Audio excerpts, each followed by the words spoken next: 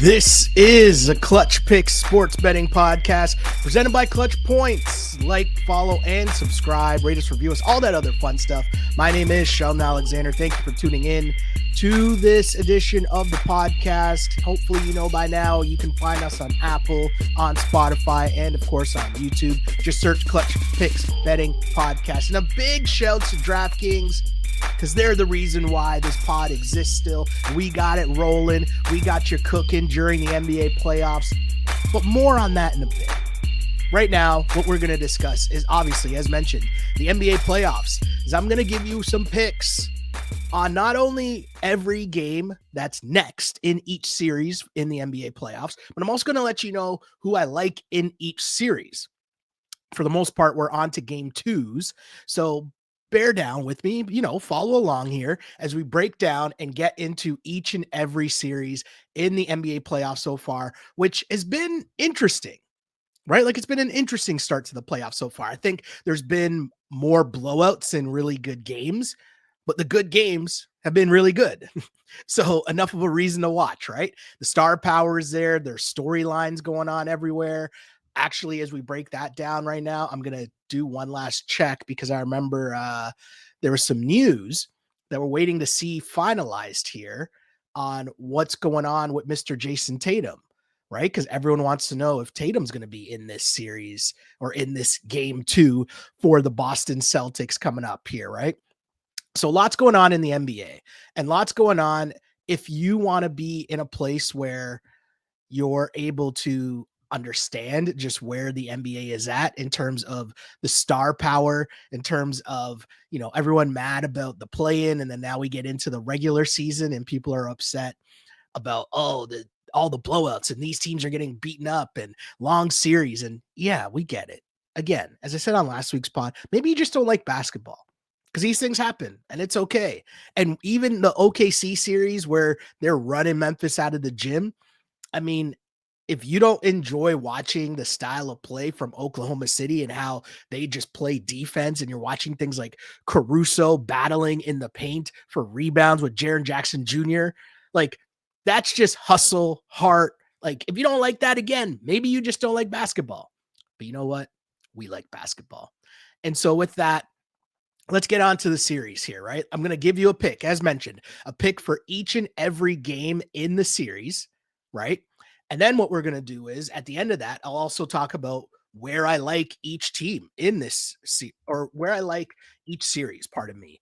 You know what I mean? Just who I like, who I like, who I like. And it's pretty easy here in terms of the first game we're going to get to and talk about, because it's the Boston Celtics and the Orlando Magic. Now, depending on when you're listening to this pod, this game might just be underway, might just be starting. So we'll race through what the game two, I think is going to happen here, right? So game two, Celtics are favored by 10.5 points. And I'm on the Celtics again by 10.5. Now, the Orlando Magic in game one, I thought the Magic did an all right job in putting up a good fight in game one. I mean, at halftime, the Celtics were right. The Celtics were losing at half, if you remember back to that game. So it's not like Orlando just got blown out in game one and that was that. I know that's how the end storyline looked because it was a 103-86 final in game one. But again, the Magic were winning at halftime. The Celtics, just if you follow along with their style of play, they shoot a lot of threes. And once those threes start rolling, once that crowd gets going, it's tough to then, be able to stop that avalanche that falls upon you. So you see how easily, it was for the Magic to just fall apart there in the second half.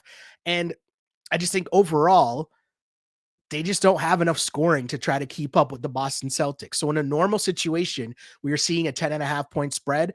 I would normally hesitate and not really take a spread by that much.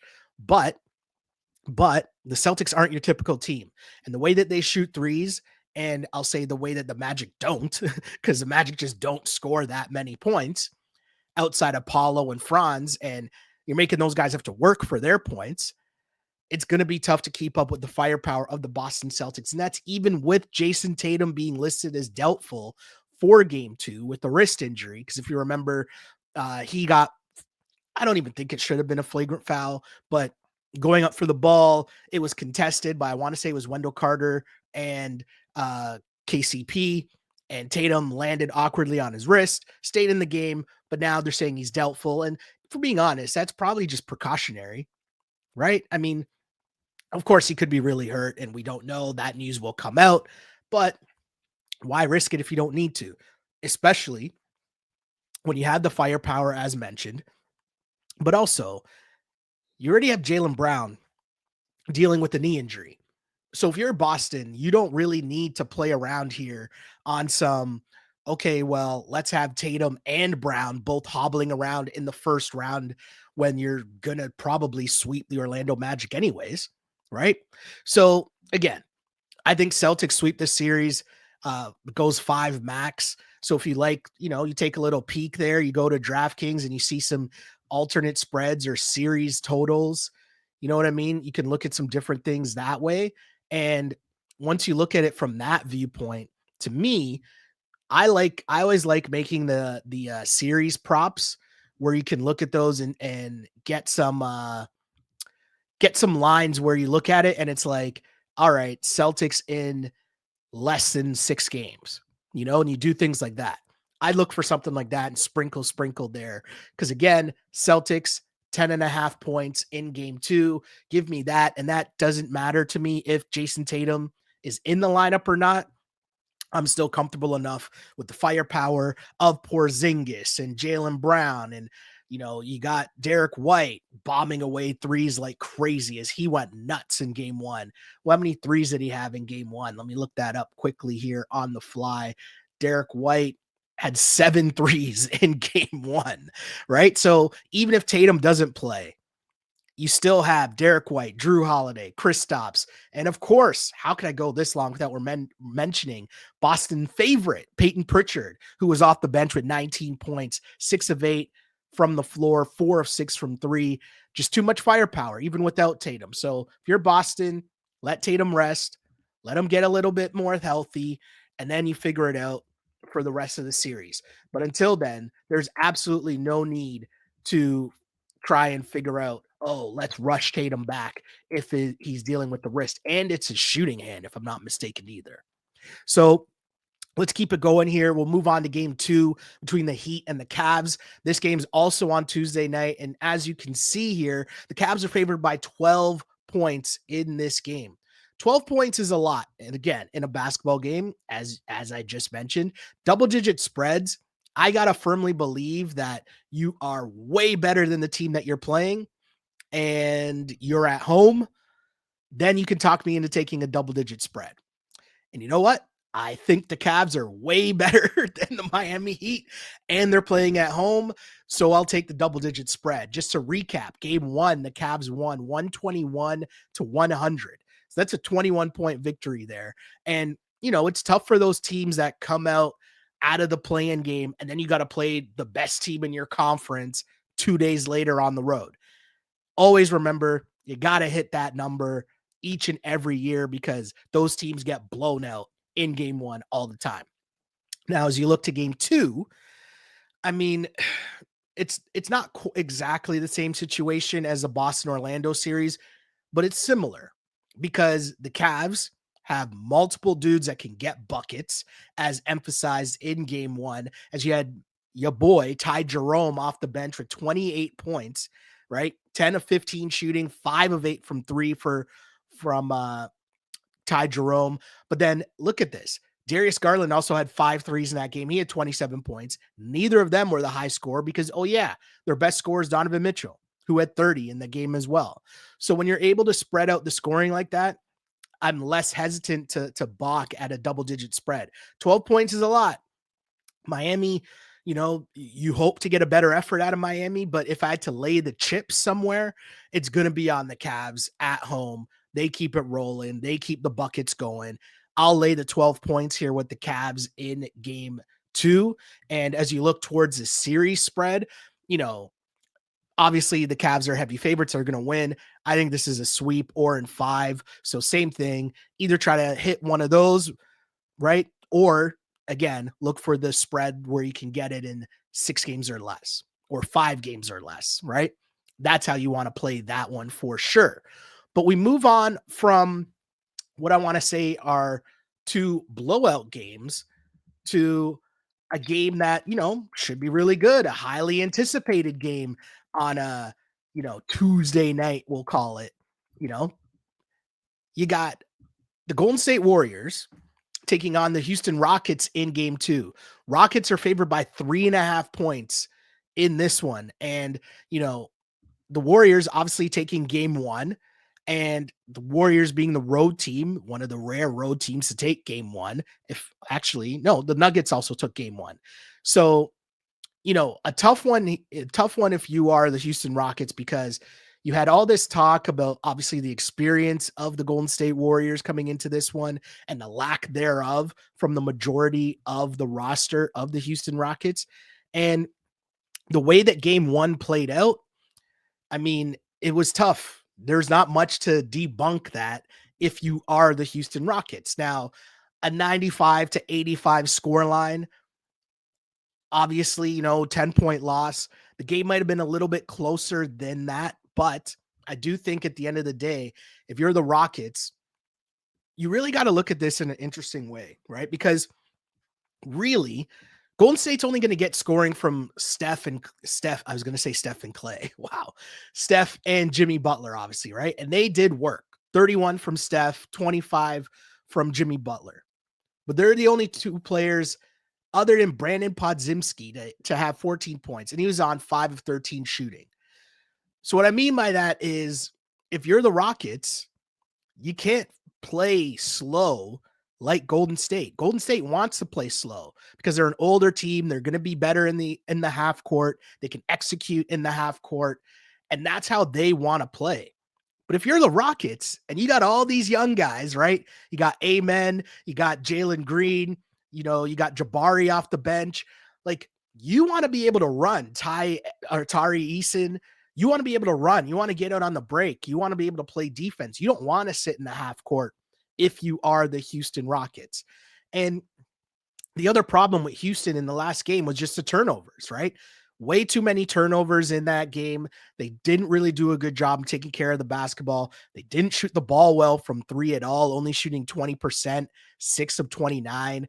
I mean, I love my Freddie VanVleet. Always going to have mad love for Fred, but 2 of 13 from 3 and 4 of 19 from the floor overall. You're not in a good place if you're the Houston Rockets and Freddie is taking the most shots on your team. Like, I get it. Freddie's a guy who, we talked about this a lot, Raptors fans, people who follow me, on the other pods and all that, as we talk about the Raptors and Fred VanVleet. He's a guy where, can he score? Can he put up shots? Yes. But he's doing that because he's looking around thinking, oh, we need buckets. We need to go. And you're not really getting that from these other places, right? But if there's a coach that I do trust, and I've gone this far without mentioning my pick here, I'm taking the Rockets and laying the 3.5 points in game 2. Reason being is, I do think that the Rockets have so many other chips to play in this series, whereas the Warriors, you basically know what it is. It's going to be Steph and Jimmy. If you can have one of them just work extra hard for their buckets, like 10 of 19 for Jimmy, 12 of 19 for Steph, who hit some crazy shots in that game. And you might not be able to stop that. So all you can do is try to make those guys work harder for their buckets, and you'll be able to slow down the Warriors and win the game. Now, that's easier said than done, obviously, right? There's a ton of people who have lined up trying to slow down Steph Curry and have failed at it. But the point remains that if you slow down one of Jimmy Butler or Steph Curry, slow them down, you're then forcing, Podziemski, Moody, Buddy Hield, like one of those other guys that, they don't really trust, and they don't even play Kuminga at all, but it's a lot more difficult for them to sustain a bad night from Jimmy or Steph. Whereas if you're the Rockets, Jalen Green has to play better. Freddie has to play better. You hope you get more from your bench, whether it's Jabari Smith or Tari Eason. I would like to see Cam Whitmore get some minutes, especially when your team is only putting up 85 points in a game. But there are different cards to be played. Also, big thing about this Rocket series was the fact that on when you look at their rotation, I thought they played really well when Steven Adams was in the game, and they went big against Golden State. Golden State didn't really like that. They didn't have the answers for that. And I get that at this point of Steven Adams' career, he can't be logging like mega minutes anymore. But at the same time, you know, you got to figure something out here. And game 1 happened. Game 2 is going to happen. And then you get into the adjustments. And that's the beauty of the NBA playoffs. You have a blowout one game, or you have a team get knocked off, and then the adjustments get made, and then it's game on. So I like the Rockets in this series, even with the Warriors winning game 1. Give me the Rockets laying the 3.5 points in game 2. And you know what? Give me the Rockets in 6 for the season, for the series overall, which is a big time pick, because if you go do that now with them already down 1, we're talking some nice little sprinkle there, talking a little sprinkle there. Obviously, there's a lot more games to go here. We got more game 3s. We'll get onto the game 3s and Thursday's action and Friday's action. Did I just say those game 2s were on Wednesday? I just caught myself. I said that, right? I just said that. Obviously, the 3 games we just talked about, the Magic, Celtics, the Heat, Cavs, and Warriors, Rockets, those are all on Wednesday, tonight's action, if you're listening to this pod. Wednesday, Thursday, Friday, or Thursday, Friday games, we'll get there in a sec, and I will learn my days of the week. Definitely. But first, ready to win some real cash during the basketball playoffs? Check out Pick 6 from DraftKings. When it comes to basketball payouts, DraftKings Pick 6 posterizes a competition, including prize picks. Hit all your picks and score higher minimum payouts on Pick 6, plus even more cash if you outscore the competition. Pick 6 is available in most states, including Missouri, California, Texas, Georgia, and more. We dominated during the play-in tournament, and now we're trying to keep the good vibes rolling all through the playoffs, all the way to the finals. New players get $50 in Pick 6 credits instantly on just a $5 entry. Download the DraftKings Pick 6 app now and use code CLUTCH. That's code CLUTCH for new customers to play $5, get $50 in Pick 6 credits. Better payouts, bigger wins. Only with Pick 6 from DraftKings. The crown is yours. Gambling problem? Call 1-800-GAMBLER. Help is available for problem gambling. Call 888-789-7777 or visit ccpg.org in Connecticut. Must be 18 plus. Age and eligibility restrictions vary by jurisdiction. Pick 6 not available everywhere, including New York and Ontario. Void where prohibited. 1 per new customer. Bonus awarded as non-withdrawable Pick 6 credits that expire in 14 days. Limited time offer. See terms at pick6.draftkings.com/promos. And as we continue here we move on to Thursday's action in the NBA. Yes, Thursday. I was able to figure out the days of the week here. We move on to the New York Knicks in game 3 action. The New York Knicks will be in Detroit to face the Pistons. And this is massive for the city of Detroit because clearly, obviously, it's been a super long time since we've seen playoff basketball in Detroit. So I'm sure the crowd will be rocking. The fan base will be hyped up because we haven't seen this in a while. And they have a team that fits the identity of the city. And I just think that's so dope. And, the last game, the Pistons were able to pull off the comeback and win. And I just thought, the way that this series has gone so far, right? It's 1-1 at this point. If you're the Detroit Pistons, you did your job. Your job is to go out and get a split over the first 2 games. And they did that. And you could say there's a world in which the Pistons should be up 2-0 in this series. If you remember, in game 1, the Knicks needed a 21-0 run in the fourth quarter to come back and win that game. And you look at it and you could say, hey, Pistons, for the most part, in this iteration of the Pistons, right? this is their first forte into the playoffs. So for you to have a meltdown at Madison Square Garden, one of the craziest sports venues to play in as a road team, you can understand that. It's easily explainable how, as a Pistons team in your first playoff game together, you fall apart in the fourth quarter and you blow that lead. It happens. But to me, for them to bounce back, for Cade Cunningham to bounce back after a pretty rough first game one, and then come back in game two, and you're able to pull out the victory in the same Madison Square Garden, led by Cade, who had 33 points on 11 of 21 shooting. I mean, also, I like to look at rebounding numbers because that tells me how locked in you are in the game. And if I use the example again, I'll always reference back to my heart and soul 2019 Raptors team. But it wasn't just what Kawhi was doing getting buckets. It's what he was able to do outside of that as well. And if you're Cade Cunningham, you're also coming up with 12 rebounds in a game. That tells me you're locked in. That tells me you're ready for battle. And this game right now, heading back to Detroit, I'm going to take the Pistons in this series, but I'm going to take the Knicks in game 3.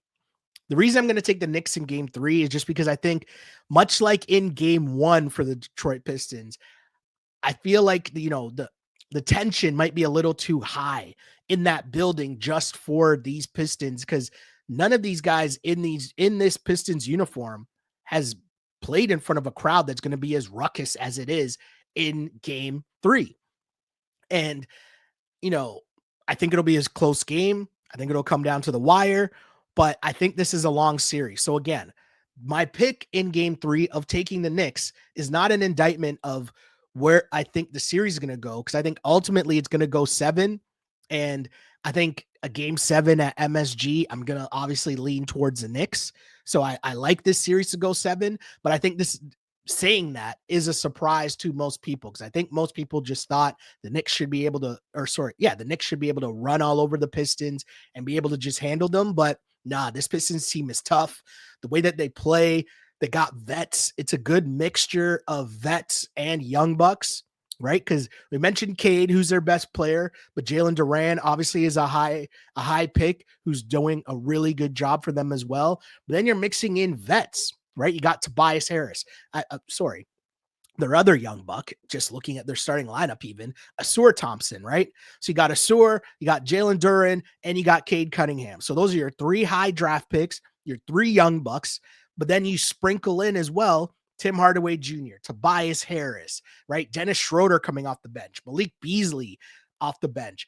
That's a veteran-laden team to mix in with your young bucks, right? And some guys who have been in playoff battles before.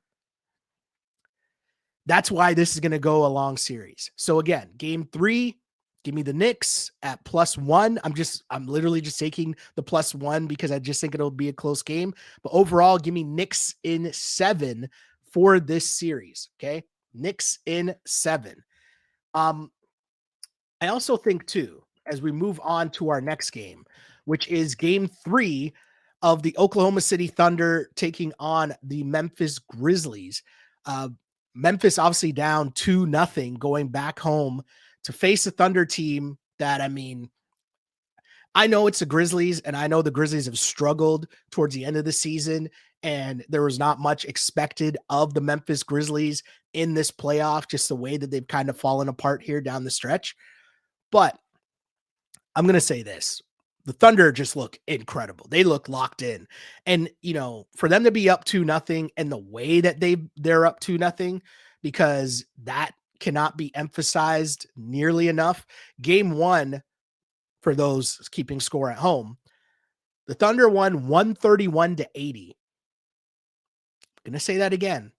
131-80. And then you follow that up in game 2 with the 118-99 victory, right? So just an insane start to the playoffs. And even though the Grizzlies lost by 19 points, you still look at that game and say, you know what? They played a little bit better. They played a bit better in that game, and it still didn't matter. You still got blown out. And the reason for that is the Oklahoma City Thunder, the way that these guys play, when one thing you can trust is your defense. And if you're able to turn defense into offense and run the floor and get easy baskets in transition, not get bogged down with having to try to play half court, that's how the Thunder are going to be successful. Now, when it gets to half court, obviously all the focus on all the eyes are going to be on the who should be MVP, which is Shai Gilgeous-Alexander. I know Jokic is getting all this love as of late, but let's not talk ourselves out of the real MVP this season is Shai Gilgeous-Alexander. And even if you want to say it's because of how great their team is, that still doesn't knock the fact that Shai's out here cooking. Right? It's not like you're stretching that he's the best player in the league. He's leading the league in points. He's had a great year. Anyways, tangent there as I got to defend my guy Shai. But back to the point here. Game 3, Thunder on the road now, favored by 8.5 points. Gonna lay the 8.5 points because the Thunder are just focused here. You know, their last few playoff series or playoff years, if you go back last year, the year before, these guys have been here, right? So I'm not really too worried about them slipping up here. There might be a game where the Grizzlies are just hyped up, but I feel like the Grizzlies are in Cancun mode. And I feel like the Grizzlies know that changes are on the way. Changes are coming. And so they got to just focus in and show up, try to give it a go. But the way that Golden State plays, defense travels. I don't worry about their defense on the road at all. So give me the 8.5 points. This is another one where I'm going to tell you series price here. You're going to want the Thunder in 5 or less because it's not going past 5. The Grizzlies, as mentioned, 1-2-3 Cancun mode. Ja Morant, I don't know what's going on with him. I do want to take a second here to say I don't get people that are on Zach Edey. Like Zach Edey is such an interesting topic of conversation because I feel like people crush him and I don't really understand why. Like, what do you want from dude? He's a rookie and he's had a pretty solid season. He's starting on a pretty good team that, you know, despite all the chaos, I thought he had a solid rookie season. I don't know if it's just like you want him to be Shaq or be Yao Ming, you know, other dudes who are that physically imposing versus the rest of the competition. But it's like, okay, so he's not those guys, but he's still a presence in the paint. He still grabs rebounds, still sets screens, still, you know, he's also developing. He's working on his hands. And I think too, my perception changes because we've been following Zach Edey and seeing how much he improved throughout his years at Purdue. And so I would expect the same thing to continue with the years in the NBA. You know what I mean? So seeing where he's come from as opposed to just viewing him from where he's at now, because I'm banking on the fact that he will continue to improve and continue to be on a trajectory of being a solid NBA player and a solid member of the Canadian national team as well. Not going to be shy about emphasizing that part of why I'm rooting for him as well. But as we keep it moving here, we got another game that will be on your NBA calendar come Thursday night. And that game is the Nuggets and the Clippers. This is a big boy matchup. This series is tied at 1 apiece as well. And much like the Knicks Pistons series, you got good games so far. And you got, you know, the road team won the first game in this series in terms of the Denver Nuggets. The Clippers battled back and were able to win game 2. But the Clippers are probably looking at this and thinking, we should be up 2-0.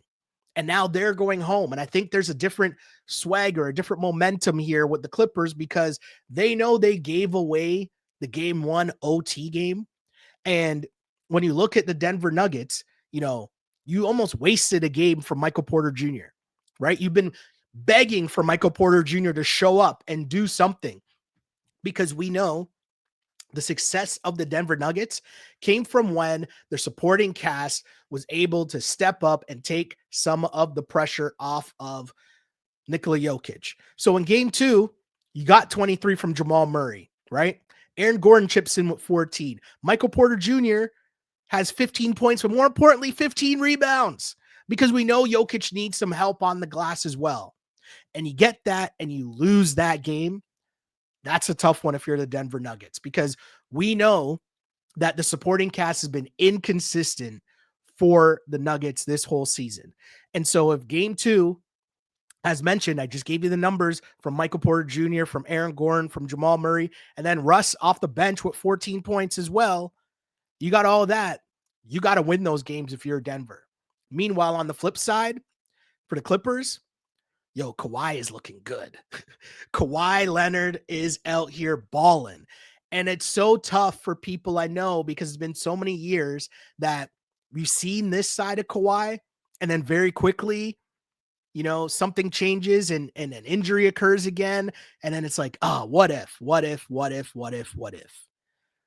But much like I said during the 2019 run, just enjoy the ride while you got it. And that game, in game 2 from Kawhi Leonard, 39 points on 15 of 19 shooting. Come on, man. Come on, man. That was just classic Kawhi. And you're not going to get that game from Kawhi every time, but if you are, damn, the Clippers are going to take that for sure. You got 16 and 12 from Zubac in the last game. James Harden had 18 points, didn't shoot too well, 18 points on 17 field goal attempts. You don't really like that too much, but he's still giving you 7 assists. You got a little bit more from Norm. You hope they shoot a better number, but I like these teams. What was the game we were talking about earlier? It was the Rockets game, right? Where I said they have a bunch of different players, which gives their coaching staff options in terms of what lineups they want to play, right? Which is why I think that series is going to go a little further, and I like the Rockets. In this series, the Clippers and Nuggets, I feel the exact same way. There's different ways you can play this if you're the Clippers, because Batum has shown that he can come off the bench and give you good minutes down the stretch. How are you going to play the Chris Dunn minutes? Is he going to play in crunch time? Of course, you need him for defense, but maybe you want Batum because he might be the one in the corner that's wide open and you're more comfortable with him getting that shot in the corner, right? Or do you go even bigger with Derek Jones Jr., more athleticism so you can get out on the break?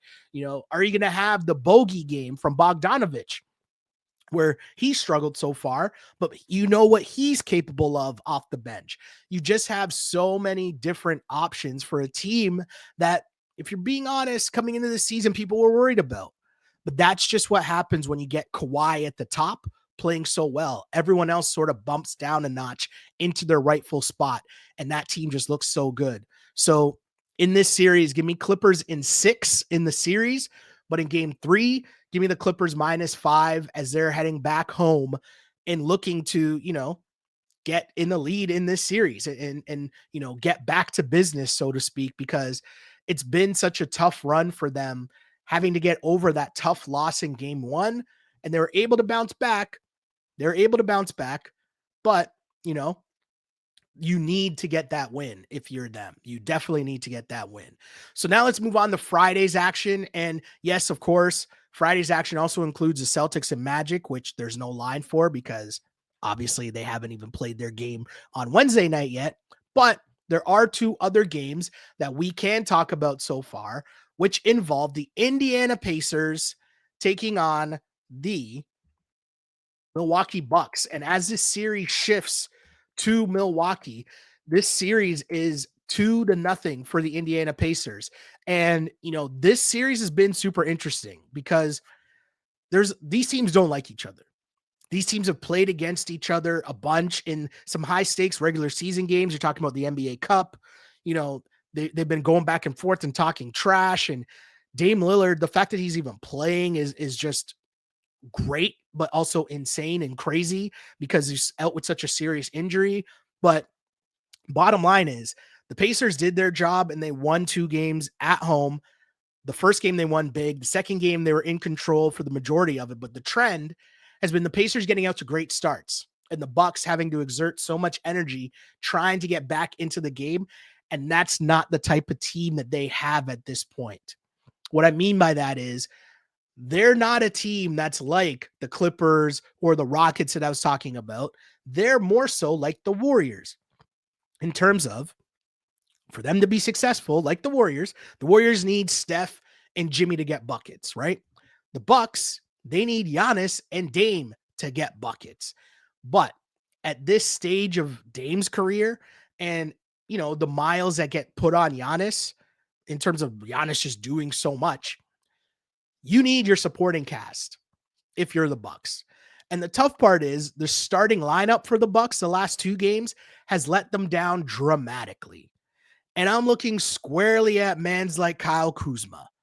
I don't know if Kyle Kuzma just played for the Wizards for way too long, but it's like he didn't realize he was in the NBA playoffs again. And like, you got to show up because they tried to run the first couple plays in that Bucks game 2. They ran sets for Kyle Kuzma to get him going, and he missed like 2 layups in a row. Not ready to play. And when your team goes down early by double digits, you blame the starters. And then you look to the bench, back-to-back solid minutes, 2 games in a row where I thought Kevin Porter Jr. gave solid minutes, but you can't be relying too much on Kevin Porter Jr., right? Bobby Portis, massive game in game 2. 28 points, 12 rebounds. That's huge, but that's off the bench. And that second unit was the unit that did the job to get the Bucks back in the game. But again, you exert so much energy to get back in the game that you don't have that much left in the tank when it's winning time. Because you know what you're getting from Giannis. 34 points, 18 rebounds, 7 assists. It's tough to ask for more from Giannis. Dame, I know he had 14 points on 13 field goal attempts, and that's tough, right? And I know Dame and Halliburton going back and forth talking trash, and I get that. And Dame has to play better for sure. You know, removing the injury talk, because obviously the serious nature of that injury, you're going to give him a bit of a pass here, right? But you need more from Dame Lillard if you are going to win. Halliburton, I mean, there's something about this Pacers team that, how do I put this? You haven't really done anything, but they talk a lot. Like they're feeling themselves a lot for a team that hasn't really done a lot. You know what I'm saying here? Halliburton feeling himself. And I get it. I mean, he's coming off a year where he was an all-star. They had him on the Olympic team. Like he is feeling himself. He was crowned as like one of them guys and then didn't really have that great of a start of the season. Played better as the season went along. But now you're here talking smack to Dame Lillard and Giannis, and it's just like, I don't know about this. But you got to give credit where credit's due. They've built a really solid, well-balanced team, right? Pascal Siakam, we know what he's capable of. He's played solid and had a great game too. 24 points, 11 rebounds on 8 of 16 shooting. But the balanced attack, all your starters in double digits, all your starters with at least 15 points, that's a really great sign. A really great sign. And if you look at it and you look at the shooting numbers, Halliburton 8 of 19, like 19 points for 21, 19 shots for 21 points. You don't really like that too much, but overall, a solid game. So as I look at this series, right? I've gone through, I've given my picks for what I think in the series, what I think for the next game. In this series, I honestly think this is going to go 7. I think the Bucks, the Bucks understand, you got enough vets. Doc knows you just got to get your home games. Like they're not going to panic by being down 2-0 in a series. They know you're just going to come back home. You got a great home crowd. The Pacers like to play a little loose. So it's not like the Pacers can't throw away a game here. And if you just take care of business, if you're the Bucks, you're right back in this series. So game 3, give me the Bucks -4.5. And, I think this series is going 7. Give me the Bucks in 7. That's the pick. That's what I'm going with. That's just what I'm feeling at the time. What more can I say, right? What more can I say? We got one more game on the sched here, and it's the Los Angeles Lakers taking on the Minnesota Timberwolves on Friday night as well.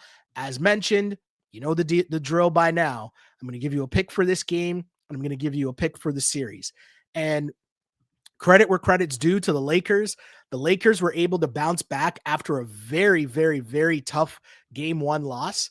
And the Lakers bounced back with a 94-85 win in game 2. And they even up the series. And, this one is very interesting to me because the style of play is clearly different, right?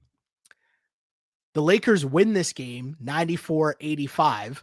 And the big difference, of course, the T-Wolves didn't get the 3-point shooting that they got in game 1. Cool, you get that. But if you're the Lakers, you can't really be relying on the T-Wolves to just shoot bad and then that's how you're going to win. Right? Like, I don't know how good of a sign it is for the Lakers that you win 94-85. If you're the T-Wolves, you know you got to play defense, you got to play up and down, you got to run these guys out of the gym. You can't get into these low-scoring games with the Lakers because they want to play in the half court where Luka can just sit there and manipulate the defense. LeBron can sit there and manipulate the defense. They can find these guys for open shots. That's not how you want this series to go. So it's interesting because even in the Lakers win, it made me more confident in the T-Wolves' ability to win the series. So I'm going to be on the T-Wolves in 6 in this series. And in game 3, give me the T-Wolves -3. Reason is I just think it's a matchup problem, right? I think the T-Wolves as a team, they play better defense. Again, they have more options in terms of where they can get their scoring from. And when you look at game 2, Nasri didn't have a good game. Dante DiVincenzo didn't have a good game. And Randall and Edwards did their thing. It's just about, as Shaq likes to say, the others.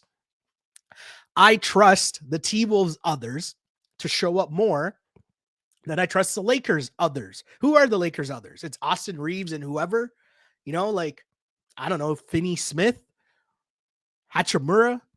Nah, not buying that. And plus, I just don't think that this is going to sound too simplistic, but I think the T-Wolves miss shots. And if they make shots, they win the game. I know that might sound way too simplistic, but that's just what it is. A 94-85 win in game 2 from the Lakers isn't doing much to make me calm the nerves of what I think is going to happen. The Lakers just came out bombing 34-15 in that first quarter. And then again, as I just mentioned, it's so tough once you get down early in an NBA playoff game to exert so much energy to try to come back. It's just too tough. So as mentioned, again, give me the T-Wolves -3 in game 3, and then give me the series. Give me the T-Wolves in 6. So, to recap, there's a lot of points there, a lot of different games we just went through. Make sure you like, follow, and subscribe to the pod. I'll quickly go over the picks again. Give me the Celtics -10.5 in game 2. Celtics win in this series in 5. Give me the Cavs -12 in game 2 against the Heat. Same thing. Give me the Cavs in a sweep. We move on to game 2, Rockets Warriors. Give me the Rockets -3.5 in game 2. Give me the Rockets to win the series in 6. We move on to the Knicks and Pistons in game 3. I'm on the Knicks -1.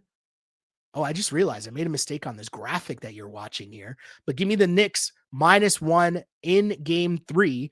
But give me the Pistons in game 6 in the series overall. Did I just say that? Did I just pick the Pistons to beat the Knicks? What? We move on, though. We got the Thunder -8.5 in game 3 against the Grizzlies. Thunder rolled. Give me Thunder in 4. Nuggets, Clippers in game 3. Give me the Clippers -5 at home. Give me the Clippers in 6 in this series. Pacers, Bucks game 3. I like the Bucks by 4.5 in game 3. And overall in the series, give me the Bucks in 7. And the last game here, T-Wolves, Lakers in game 3. Give me the T-Wolves -3 points. Give me the T-Wolves to win this series in 6. I mean, that's what we got there. That's a full pod right there. Hope you liked, followed, and subscribed, and because you enjoyed this podcast that we call the Clutch Picks Betting Podcast, because we got you covered.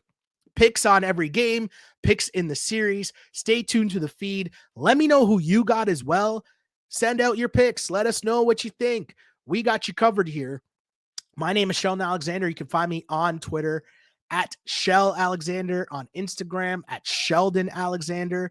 And again, send us your picks. Like, follow, subscribe. Bless us with a like. Bless us with a share. If you like what you're listening to, let us know. That's how we do this. As mentioned, a special shouts to DraftKings for putting us on for a couple more episodes during the playoffs. So if you like more, let the people know. Let the people know. As I always say, I used to pray for times like this to rhyme like this. This is the Clutch Picks Betting Podcast. As always, unpolished and unapologetic. Until next time, see ya.